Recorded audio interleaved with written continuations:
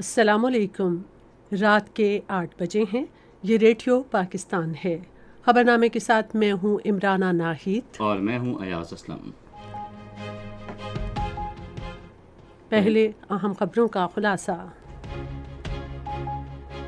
صدر اور نگراں وزیر اعظم نے مراکش میں تباہ کن زلزلے پر دکھ اور افسوس کا اظہار کیا ہے، جس میں 1000 سے زائد افراد جاں بحق ہو گئے ہیں۔ نگران وزیر اطلاعات نے کہا ہے کہ پاکستان مراکش کے زلزلے سے متاثرہ اپنے بھائیوں کی ہر ممکن مدد کرے گا۔ دفتر خارجہ نے کہا ہے کہ مراکش میں تمام پاکستانی محفوظ ہیں۔ مراکش میں گزشتہ شب 6.8 شدت کے زلزلے سے 1037 افراد ہلاک ہو گئے ہیں۔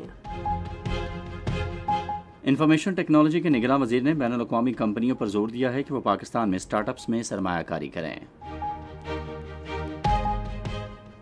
مذہبی امور کے نگران وزیر نے کہا ہے کہ اقلیتوں کا تحفظ حکومت کی اولین ترجیحات میں شامل ہے۔ پاک بحریہ اور سعودی شاہی بحریہ کی مشترکہ فوجی مشق آج الجبیل سعودی عرب میں شروع ہوئی۔ صحت کے بارے میں 2 روزہ قومی تحقیقی کانفرنس آج اسلام آباد میں شروع ہوئی۔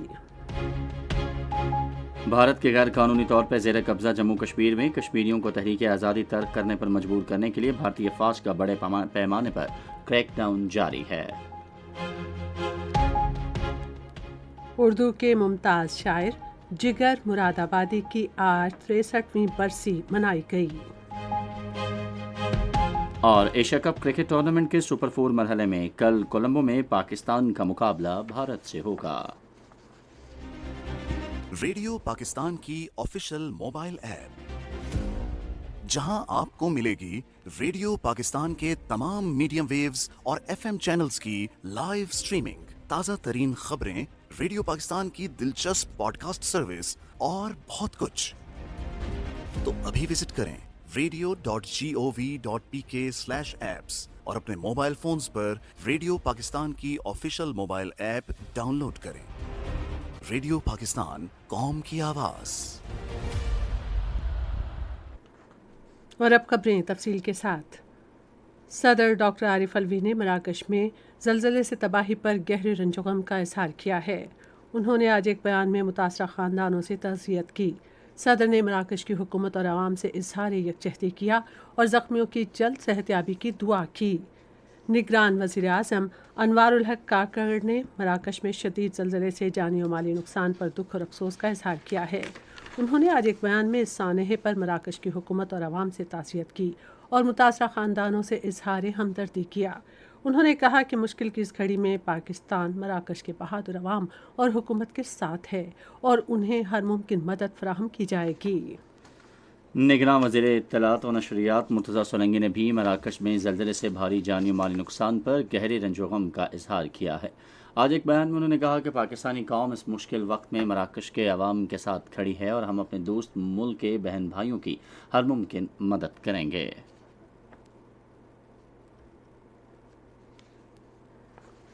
We are truly saddened by hearing this news, what happened last night in Morocco. Our hearts and minds are with the people of Morocco. Prime Minister of Pakistan and the government of Pakistan and the people of Pakistan express their sadness and solidarity with the people of Morocco. And in this difficult hour, we would do everything possible to express our solidarity and help as much as we can. وزیر اطلاعات نے زلزلے میں زخمی ہونے والے افراد کی جلد صحتیابی کی بھی دعا کی۔ پاکستان کی حکومت اور عوام نے شدید زلزلے سے ہونے والے جانی و مالی نقصان پر مراکش سے دلی ہمدردی اور گہرے رنج و غم کا اظہار کیا ہے۔ ایک بیان میں دفتر خارجہ کے ترجمان ممتاز زہرا بلوچ نے کہا کہ پاکستان نے مراکش کو اس سلسلے میں ہر ممکن تعاون کی پیشکش کی ہے۔ انہوں نے کہا کہ رباط میں پاکستان کے سفارت خانے نے وہاں مقیم پاکستانیوں سے رابطہ کر کے ان کی خیریت دریافت کی۔ ترجمان نے کہا کہ ابتدائی اطلاعات کے مطابق مراکش میں مقیم تمام پاکستانی خیریت سے ہیں۔ ممتاز زہرا بلوچ نے کہا کہ سلمیے کے تناظر میں ہم پاکستانی برادری کی سہولت کے لیے صورتحال کی نگرانی جاری رکھیں گے۔ مراکش میں ملک کے وسطی حصے میں 6.8 شدت کے شدید زلزلے میں کم سے کم 1037 افراد ہلاک اور 1000 سے زائد زخمی ہو گئے۔ امریکی ارضیاتی سروے کے مطابق زلزلے کا مرکز مراکش سے 71 کلومیٹر جنوب مغرب میں پہاڑی سلسلے ایٹلس میں 18.5 کلومیٹر گہرائی میں تھا۔ زلزلے سے تاریخی عمارتیں تباہ ہو گئیں اور بہت سے لوگ گھروں سے باہر نکل آئے۔ دور دراز پہاڑی علاقوں میں ہلاکتوں کی اصل تعداد کا تعین میں مزید وقت لگے گا۔ زلزلے کے جھٹکے پڑوسی ملک الجزائر میں بھی محسوس کیے گئے، تاہم حکام کا کہنا ہے کہ اس سے کوئی جانی یا مالی نقصان نہیں ہوا۔ یہ خبریں آپ ریڈیو پاکستان سے سن رہے ہیں۔ صدر ڈاکٹر عارف علوی نے گوادر میں ہیلی کاپٹر تباہ ہونے کے حالیہ واقعے میں شہید اہلکاروں کے ورثاء سے ٹیلی فون پر رابطہ کیا۔ انہوں نے ملک کی خاطر جانیں قربان کرنے پر شہداء کو زبردست الفاظ میں خراج عقیدت پیش کیا۔ صدر نے کہا کہ قوم شہداء اور ان کے خاندانوں کی قربانیوں کو ہمیشہ یاد رکھے گی۔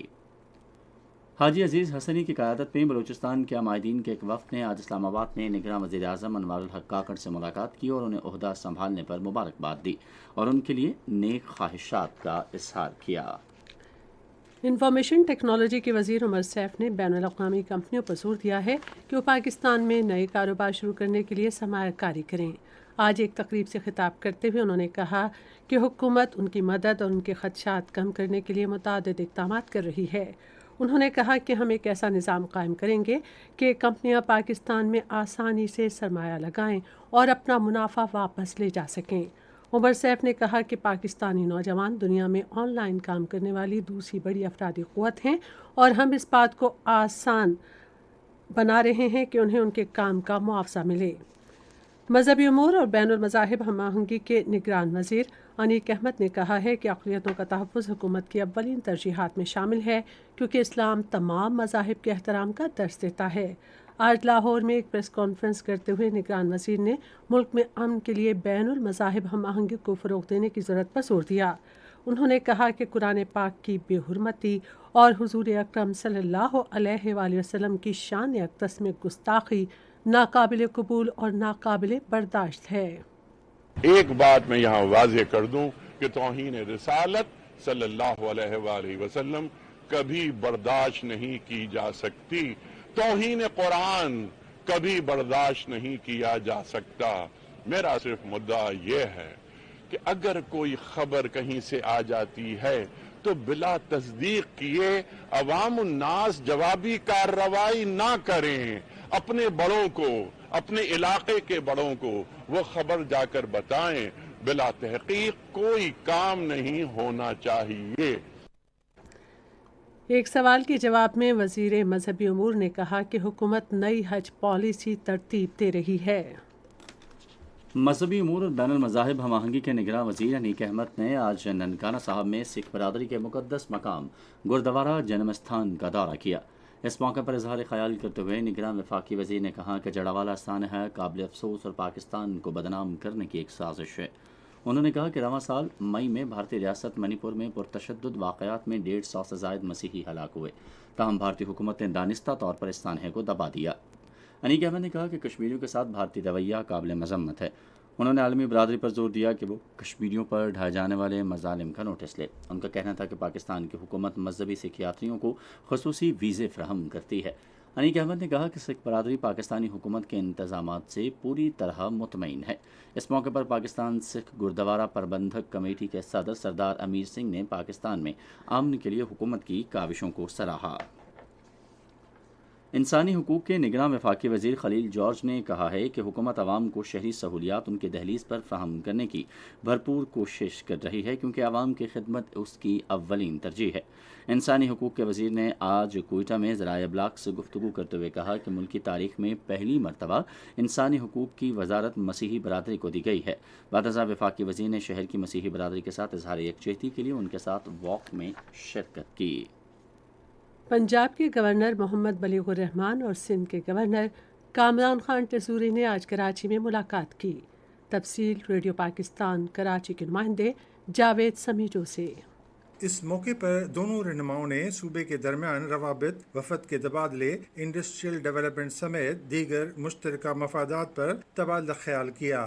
گورنر سندھ کامران خان ٹسوری کا کہنا تھا کہ سندھ اور پنجاب مختلف شعبوں میں ایک دوسرے کے تجربے سے فائدہ حاصل کر سکتے ہیں اور یہ ملکی معیشت کے لیے بھی سود مند ہے۔ زراعت سے جڑی انڈسٹری ملکی معیشت کی بحالی کے لیے اہم ہے۔ اس موقع پر گورنر پنجاب بلیغ الرحمان نے گورنر سندھ کے فلاح بہبود کے کاموں کی تعریف کرتے ہوئے کہا کہ یہ اقدام ملکی انڈسٹری کے لیے بہت سود مند ثابت ہوگا۔ سندھ کے داخلہ اور امور جیل خانہ جات کے نگران وزیر حارث نواز نے آج گورنر ہاؤس کراچی میں گورنر سندھ کامران خان ٹسوری سے ملاقات کی۔ ملاقات میں سندھ میں امن و امان کے لیے کیے گئے اقدامات، کراچی سے اسٹریٹ کرائم کے خاتمے، CCTV کیمروں کی تنصیب اور دیگر امور پر تبادلہ خیال کیا گیا۔ اس موقع پر گورنر نے کہا کہ قانون نافذ کرنے والے اداروں نے محرم اور چہلم کے جلوسوں اور مجالس کے دوران سیکیورٹی کے بہترین اقدامات کیے۔ انہوں نے کہا کہ لوگوں کے جان و مال کے تحفظ کے لیے ہر ممکن اقدامات کیے جائیں گے۔ شہر سے اسٹریٹ کرائم کے خاتمے کے لیے مؤثر حکمت عملی اپنانے کی ضرورت ہے۔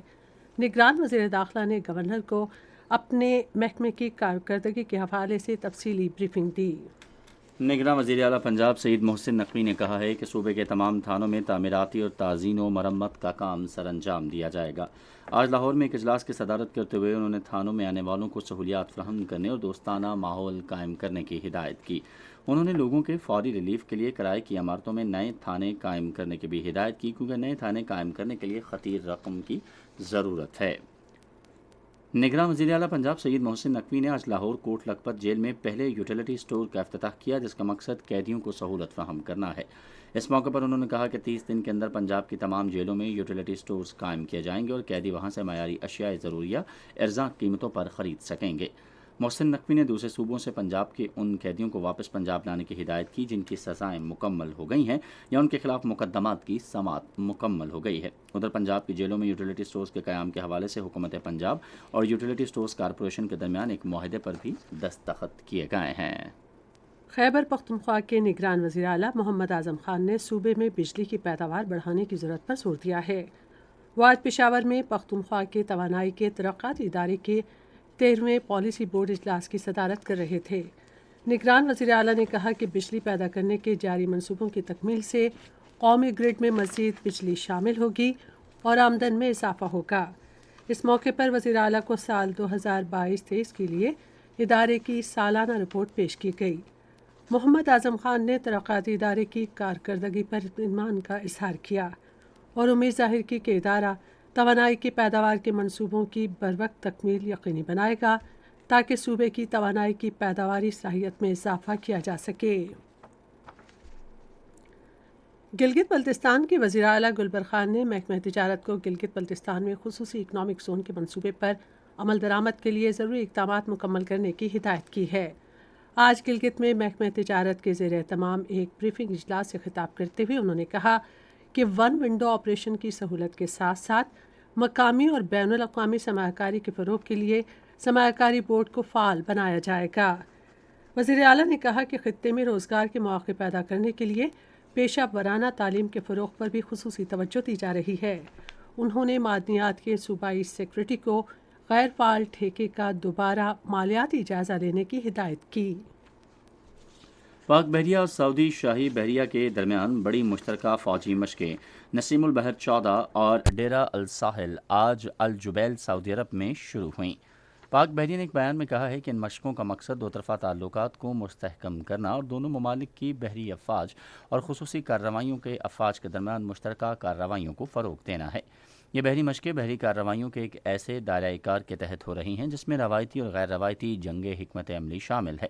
ان بحری مشقوں میں دونوں ملکوں کے بحری جہازوں کے علاوہ دونوں بحری افواج کی خصوصی کارروائیوں کی فورسز اور دونوں بحری افواج کی میرینز کے ساتھ ساتھ سعودی شاہی فضائیہ کے ہیلی کاپٹرز اور طیارے شریک ہیں۔ ساحل سمندر کے مرحلے میں فریقین نے پیشہ ورانہ موضوعات پر تبادلہ خیال کیا اور سمندری مشقوں کی منصوبہ بندی کو قطعی شکل دی۔ اس بحری مشق سے پاک سعودیہ اسٹریٹجک تعلقات اور اس مشترکہ عزم کا اظہار ہوتا ہے کہ بحری افواج کے شعبے میں تعاون بڑھایا جائے گا تاکہ بحری شعبے سے تعلق رکھنے والے مسائل سے مشترکہ طور پر نمٹا جا سکے۔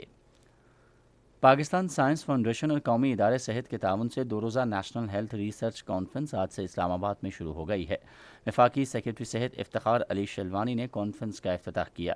انہوں نے افتتاحی تقریب سے خطاب میں صحت کے شعبے میں تحقیق کو ترجیح دینے پر زور دیتے ہوئے کہا کہ شعبہ صحت میں ترقی کے لیے یہ بہت اہمیت کی حامل ہے۔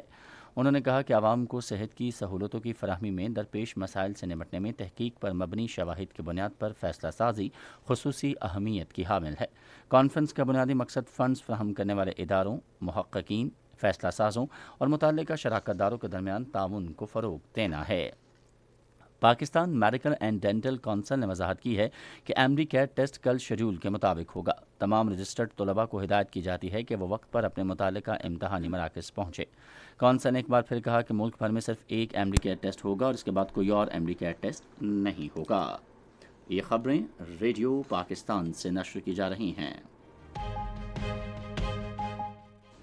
گروپ 20 کے ممالک کا 2 روزہ سربراہ اجلاس آج بھارت کے دارالحکومت نئی دلی میں شروع ہو گیا۔ سربراہ اجلاس میں رکن ممالک کے سربراہان اور نمائندگان شرکت کر رہے ہیں۔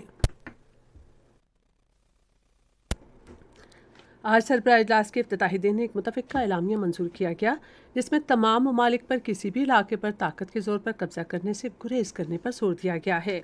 اعلامیہ میں روس اور یوکرین گندم، خوراک اور کھاد کی محفوظ تجارت کے لیے بحر اسود منصوبے پر عمل درآمد پر بھی زور دیا گیا۔ چیئرمین پاکستان علماء کونسل حافظ طاہر محمود اشرفی نے عالمی برادری اور G20 کے رکن ممالک سے مسئلہ کشمیر کو اقوام متحدہ کی قراردادوں کے مطابق حل کرانے میں مدد دینے کا مطالبہ کیا ہے۔ اس حوالے سے تفصیل ہمارے ریڈیو پاکستان لاہور کے نمائندے احمد کمال سے۔ آج لاہور میں ایک نیوز کانفرنس سے خطاب کرتے ہوئے انہوں نے کہا کہ درینہ مسئلہ کشمیر کی وجہ سے خطے کے 2 ارب سے زائد افراد خطرے میں ہیں۔ اس خطے کے 2 ارب کے قریب انسان جو ہیں وہ اس وقت سفر کر رہے ہیں، اس وقت مشکلات میں ہیں۔ طاہر اشرفی نے کہا کہ معصوم کشمیریوں پر بھارتی مظالم کے خلاف آواز اٹھانا ہماری اخلاقی ذمہ داری ہے اور یہ ظلم اب بند ہونا چاہیے۔ کشمیریوں پہ جو ظلم و ستم ہو رہا ہے اور مسلمانوں پہ جو ہندوستان میں ظلم و ستم ہو رہا ہے اس کے اوپر آواز بلند کرنا ہم سب کی ذمہ داری ہے۔ ملک کی موجودہ صورتحال پر بات کرتے ہوئے انہوں نے پاکستان بھر میں ذخیرہ اندوزی اور منافع خوری کے خلاف سخت کارروائی کا مطالبہ کیا۔ ممتاز کشمیری رہنما اور عالمی کشمیری آگاہی فورم کے سیکرٹری جنرل ڈاکٹر غلام نبی فائی نے G20 کے لیڈروں کی سربراہ کانفرنس سے کہا ہے کہ وہ برسوں پرانے تنازع کشمیر کو نظر انداز کرنا ختم کریں اور تمام متعلقہ فریقوں کے مابین مذاکرات کی کوشش کریں۔ انہوں نے ایک بیان میں کہا کہ کشمیر ایک سیاسی مسئلہ ہے اور اسے سیاسی طور پر مذاکرات کے ذریعے ہی حل کرنے کی ضرورت ہے۔ انہوں نے کہا کہ مذاکرات کے لیے ضروری ہے کہ عالمی برادری کشمیر میں تشدد کے فوری خاتمے کے لیے مداخلت کرے۔ غیر قانونی طور پر بھارت کے زیر قبضہ جموں کشمیر میں بھارتی فوجیوں اور پولیس اہلکاروں نے اپنے ظالمانہ ہتھ کنڈوں کے ذریعے عوام کو ہراساں کرنے اور انہیں جدوجہد آزادی ترک کرنے پر مجبور کرنے کے لیے بڑے پیمانے پر پکڑ دھکڑ کا سلسلہ جاری رکھا ہوا ہے۔ کشمیر میڈیا سروس کے مطابق بھارتی فوجی اور پولیس اہلکار گزشتہ کئی دنوں سے سری نگر، بڈگام، گاندربل، بارامولہ، پلوامہ، راجوری، پونچھ اور دیگر اضلاع کے مختلف علاقوں میں وقتاً فوقتاً محاصرے اور تلاشی کی کارروائیاں کر رہے ہیں اور گھروں پر چھاپے مار رہے ہیں۔ ان علاقوں کے رہائشیوں نے صحافیوں کو بتایا ہے کہ پولیس اور فوجیوں نے ان کی زندگی جہنم بنا دی ہے کیونکہ وہ گھروں میں گھس کر مکینوں کو ہراساں کر رہے ہیں۔ انہوں نے کہا کہ ان کارروائیوں کے دوران متعدد افراد کو گرفتار بھی کیا گیا ہے۔ کل جماعتی حریت کانفرنس کے ترجمان نے سری نگر میں جاری ایک بیان میں عالمی برادری سے اپیل کی ہے کہ وہ مقبوضہ علاقے میں قابض فوجیوں کی طرف سے جاری انسانی حقوق کی سنگین خلاف ورزیوں پر بھارت کو جواب دہ ٹھہرائیں۔ ادھر قابض حکام کی عوام دشمن پالیسیوں کے خلاف سری نگر کے علاقے گاؤں کدل کے لوگوں نے احتجاجی مظاہرہ کیا۔ مقبوضہ جموں کشمیر ہائی کورٹ نے 2 معروف علماء دین مولانا عبدالرشید داؤدی اور مولانا مشتاق احمد وری سمیت 5 افراد کے غیر قانونی نظر بندی کو کالعدم قرار دیتے ہوئے قابض حکام کو انہیں فوری طور پر رہا کرنے کی ہدایت کی۔ یونان میں امدادی کارکن سیلاب میں پھنسے سینکڑوں لوگوں تک پہنچنے کی کوشش کر رہے ہیں۔ سیلاب کے باعث بہت سے دیہات زیر آب آ چکے ہیں اور 10 افراد ہلاک ہو گئے ہیں۔ کئی دنوں تک طوفانی بارشوں کے بعد دریاؤں میں طغیانی ہے اور بہت سے گھر اور پل بہہ گئے ہیں۔ ریڈیو پاکستان خبرنامے کے فوراً بعد اپنے قومی پروگرام میں شاعر اختر شیرانی کی برسی کے سلسلے میں ایک فیچر پروگرام نشر کرے گا۔ اور اب ریڈیو خبرنامے میں پیش ہیں کھیلوں کی خبریں۔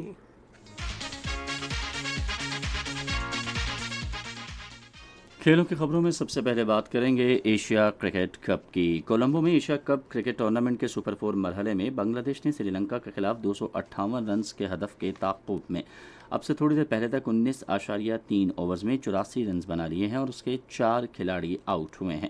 سری لنکا نے پہلے بیٹنگ کرتے ہوئے مقررہ 50 اوورز میں 9 وکٹوں کے نقصان پر 257 رنز بنائے۔ کل کولمبو میں ایشیا کپ کرکٹ کے سپر 4 مرحلے میں پاکستان کا مقابلہ بھارت سے ہوگا۔ میچ پاکستان کے معیاری وقت کے مطابق 2:30 بجے شروع ہوگا۔ ایشیا کپ کے پوائنٹس ٹیبل پر پاکستان کو سبقت حاصل ہے۔ ایشیا کرکٹ کونسل کے میچ کے لیے ایک ریزرو ڈے رکھا ہے۔ پاک بھارت میچ کے دوران بارش ہونے کا امکان ہے۔ پاکستان کرکٹ ٹیم کے کپتان بابر اعظم نے کہا ہے کہ سری لنکا میں کھیل کے ماحول کے باعث پاکستان کو بھارت پر سبقت حاصل ہے۔ اس سے قبل پریس کانفرنس سے خطاب میں انہوں نے کہا کہ پاکستان کچھ عرصے سے سری لنکا میں کھیل رہا ہے اور اس کی بدولت ہمیں بھارتی ٹیم پر قدر سبقت حاصل ہے۔ انہوں نے کہا کہ ٹیم میچز اور ٹورنامنٹس جیتنے پر توجہ مرکوز کیے ہوئے ہیں۔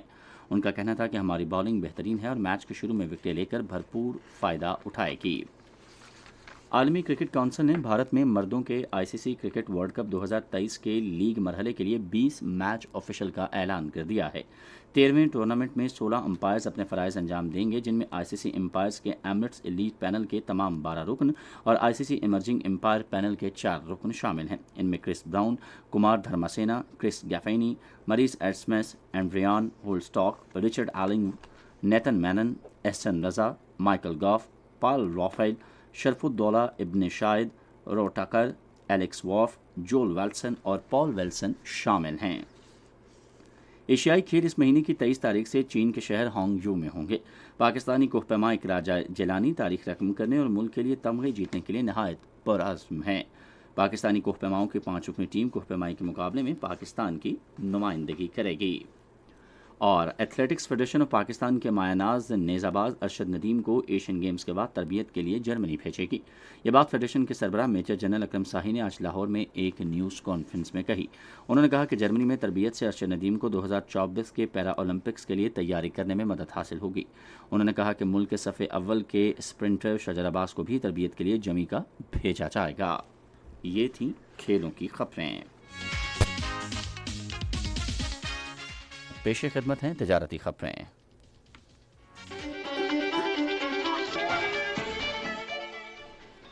سندھ کے خزانے اور ترقی کے صوبائی وزیر محمد یونس ڈھاگا نے برآمدی صنعتوں پر زور دیا ہے کہ اپنی مصنوعات کی پیداوار اور معیار کو بڑھائیں۔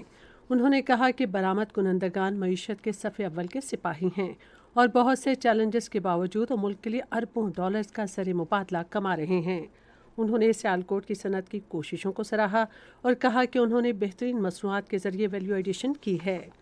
اسلام آباد chamber of commerce and industries کے صدر احسن ظفر بختاوری نے اس بات پر زور دیا ہے کہ پاکستان کی پائیدار اقتصادی ترقی یقینی بنانے کے لیے تمام سیاسی جماعتیں ایک میثاق معیشت پر دستخط کریں تاکہ طویل مدتی کاروباری اور اقتصادی پالیسیوں کا تسلسل یقینی بنایا جا سکے۔ ایک بیان میں انہوں نے کہا کہ میثاق معیشت سے مقامی اور غیر ملکی سرمایہ کار پاکستان کی طرف راغب ہوں گے، تجارتی اور صنعتی سرگرمیوں کو فروغ ملے گا، برآمدات میں اضافہ ہوگا اور معیشت جلد بحال ہوگی۔ 23واں China international fair for investment and trade چین کے مشرقی صوبے فوجیان کے شہر شیامن میں شروع ہوا، جس کا مقصد سرمایہ کاری کو فروغ اور عالمی اقتصادی بحالی کو تقویت دینا ہے۔ کھلے اور مربوط اعلیٰ معیار کی ترقی کی کلید کے عنوان سے 4 روزہ نمائش کا آغاز ایک افتتاحی تقریب سے ہوا، جس میں فورم، سیمینارز، نمائشوں اور کاروباری مماثلت کی نشستوں سمیت متعدد سرگرمیاں شامل ہیں۔ اقوام متحدہ کے صنعتی ترقی کے ادارے سمیت متعدد بین الاقوامی اداروں کی شرکت کے باعث اس سال کی نمائش میں گزشتہ برسوں میں ہونے والی نمائشوں کے مقابلے میں شرکت کی تعداد اور سطح دونوں اعتبار سے اضافہ دیکھا گیا۔ پی آئی اے نے کہا ہے کہ حکومت نے قومی فضائی کمپنی کی اعانت کے لیے اہم فنڈز جاری کر دیے ہیں۔ پی آئی اے کے عہدیدار نے سماجی رابطے کی ویب سائٹ پر اپنے بیان میں کہا کہ معاشی چیلنجز میں آسانی پیدا ہو گئی ہے کیونکہ حکومت نے بینکوں کے ذریعے کچھ خصوصی فنڈز جاری کر دیے ہیں۔ یہ تھیں تجارتی خبریں، اور اب پیش ہیں فن کی دنیا سے کچھ خبریں۔ آج اردو زبان کے معروف شاعر جگر مراد آبادی کی برسی منائی گئی۔ ان کی ادبی تصانیف میں داغ جگر اور شعلہ طور پر شامل ہیں، جبکہ ان کا شعری مجموعہ آتش گل 1959 میں چھپا۔ چھپا۔ جگر مرادآبادی علامہ محمد اقبال کے بعد دوسرے شاعر تھے جنہیں علی گڑھ مسلم یونیورسٹی سے ادب میں PhD کی اعزازی ڈگری دی گئی۔ فیض احمد فیض نے انہیں ادب کا دنیا کا استاد قرار دیا۔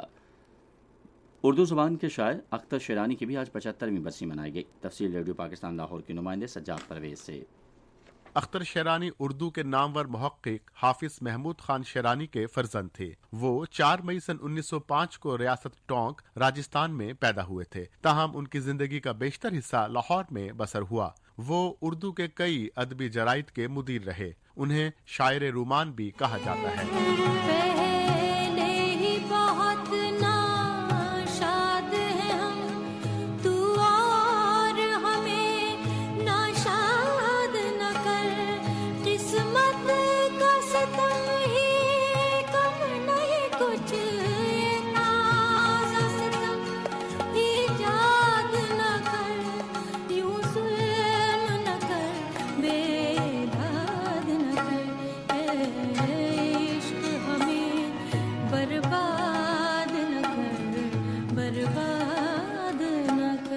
ان کے شعری مجموعوں میں اخترستان، شعرستان، شہناز، صبح بہار، طیور آوارہ اور لالہ طور کے نام سر فہرست ہیں۔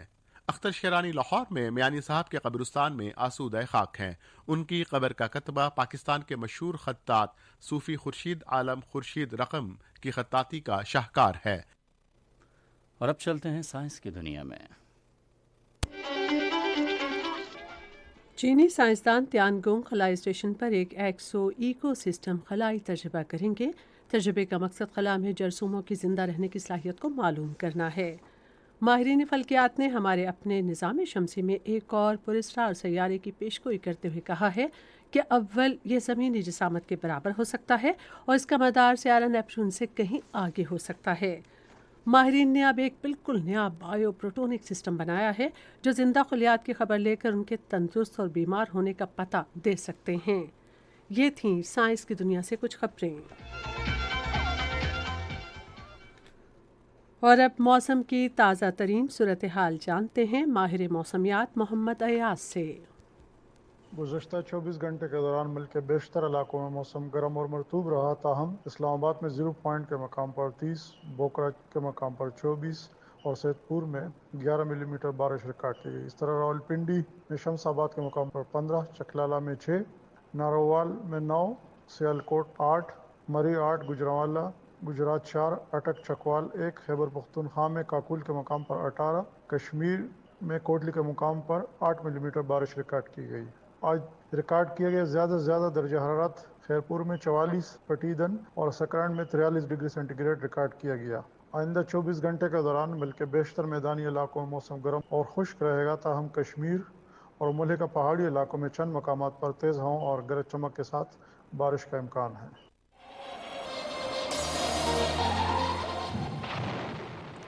خبرنامہ ختم کرنے سے پہلے اہم خبروں کا خلاصہ ایک بار پھر سن لیجیے۔